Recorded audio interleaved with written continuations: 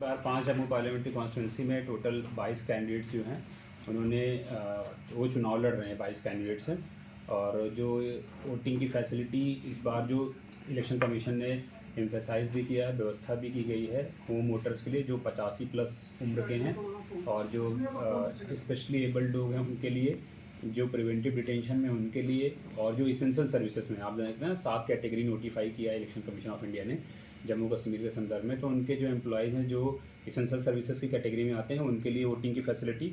और लास्ट बार आपको बताया गया था कि जो अर्बन एरिया है उसमें वोटर टर्नआउट बढ़ाने के लिए स्वीप की जो एक्टिविटीज़ हैं उस पर कैसे जोर दिया जा रहा है, कौन कौन सी एक्टिविटीज़ की जा रही हैं और हमारा इन्फोर्समेंट लेवल प्लेइंग फील्ड के लिए किसी तरीके से कोई गड़बड़ी ना हो और जो कोई गलत तरीके से अगर इन्फ्लुएंस करने की कोशिश करे उनको पकड़ना है और इन्फोर्समेंट ग्राउंड पे सबके लिए लेवल प्लेइंग फील्ड। तो इस पे मेजर 5 पॉइंट पे इस बार जो प्रेस कॉन्फ्रेंस है उस पर रहेगी।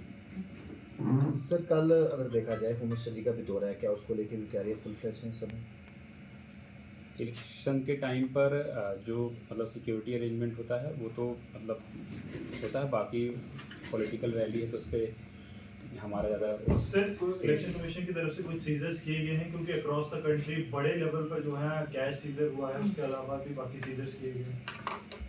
हाँ, जो सीजर्स में है तो लगभग 53 लाख रुपए इन कैश इंटरसेप्ट किया गया है। जो डिफरेंट इन्फोर्समेंट एजेंसीज हैं उनके साथ हमारा मतलब वो काम चल रहा है कि उस पर वो उसकी गड़बड़ हुई है नहीं उसकी जांच की जा रही है और जो भी जैसे उसके नियमन अनुसार कार्रवाई की जाएगी। सर न्यू वोटर्स के लिए क्या कहेंगे जो 18 प्लस है जो पहली बार वोट कास्ट करेंगे? मैं यही कहूँगा कि वोट डालने ज़रूर जाएं और उनके लिए हर तरीके की फैसिलिटी है।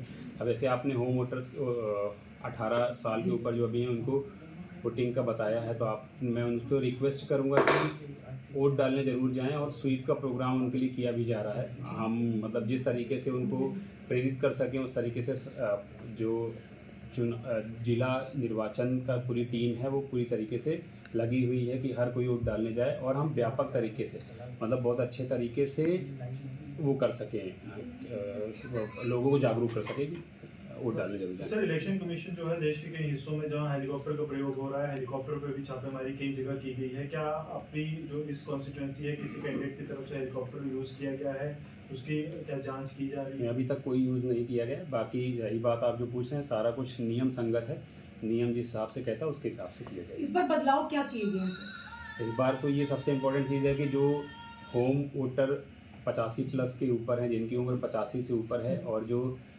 पर्सन विद डिसेबिलिटीज़ हैं उनके लिए तो घर पे वोट कराने की व्यवस्था की गई है और डेट्स भी नोटिफाई कर दी गई हैं 21 और 22 तारीख। साथ ही साथ जो इसेंशियल सर्विसेज मैंने पहले आपको बताया उसमें भी सारी व्यवस्था है और इलेक्शन ड्यूटी पर जो लोग रहेंगे उनके लिए भी व्यवस्था है और जो प्रिवेंटिव डिटेंशंस में उनके लिए व्यवस्था है। तो ये 5 जो बिंदु हैं, स्तंभ हैं, इनको कवर किया गया है ताकि कोई भी पीछे न रह जाए। तो प्रिवेंटिव डिटेंशन में जो यूएपीए के अंडर भी हैं उन्हें भी ये फैसिलिटी दी जाएगी? हमारे पास ऑलरेडी जो लिस्ट आई हुई है उसमें जो जो कैटेगरी के हैं वो उनका हमने किया है। यूएपी भी है? यूएपीए की कैटेगरी उसमें वो कैटेगरी एक्चुअली सारा जो भी हैं उनके हिसाब से आई है तो बताना नहीं, बस प्रिवेंटिव डिटेंशन सर सरकार आपने लिस्ट दी थी डिस्ट्रिक्ट पुलिस को जिसमें कोई आपने स्क्रूटनी की थी, कोई 5000 वेपन थे जिनके पास, बता सकते हैं उसमें से कितने अभी तक वेपन जमा हो गए हैं, कितने लोगों ने करवाए हैं? जो स्क्रूटनी के हिसाब से जो हमें लिस्ट जो मैंने प्रोवाइड किया था जितने लोगों को जमा करना था हो गया उतना वेपन डिपॉजिट सारे हो गए हैं। एक चीज़ सर और थी कि जैसे जो कैंडिडेट्स हैं इनके खिलाफ किसी तरह की कोई कंप्लेन जहाँ कोई किसी ने शिकायत की हुई कि सोशल मीडिया पे जहाँ किसी तरह से किसी कैंडिडेट के खिलाफ कोई शिकायत करो उसके ऊपर कोई कार्रवाई की गई हो?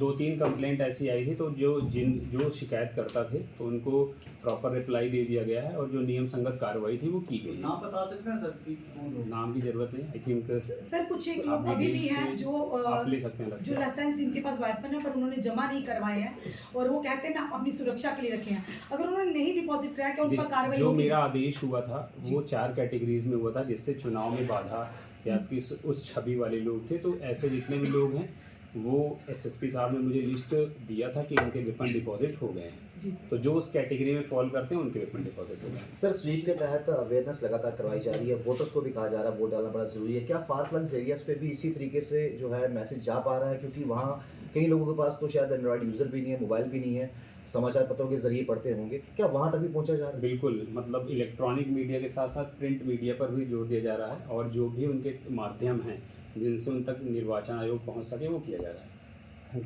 और आपने जैसे पूछा तो जब हम इलेक्शन कंडक्ट कराते हैं तो जो पॉलिटिकल रैलीज होती हैं वो हमसे नहीं वास्ता होता है, जो तो उसमें एज अ रिटर्निंग ऑफिसर का कोई रोल, जो हमारे रैली वगैरह होती हैं ऐसे उसमें हम हमारी सर्विलेंस टीम लगती है और वो पूरा अकाउंटिंग टीम लगती है, वो सारी व्यवस्थाएं कर दी गई हैं ताकि उसका हमारे पास डिटेल्स होता है कितने जो भी परमिशन के हिसाब से क्या चीज़ें ली गई थी और कितना दिखाया गया एक्सपेंडिचर और जो बुक कितना होना है वो सारी व्यवस्था कर दी गई है। सर रजिस्टर्ड पॉलिटिकल पार्टीज के कैंडिडेट्स पर अभी किसी तरह का एक्शन जो है लिया गया है किसी भी वॉल्यूशन के लिए अभी तक?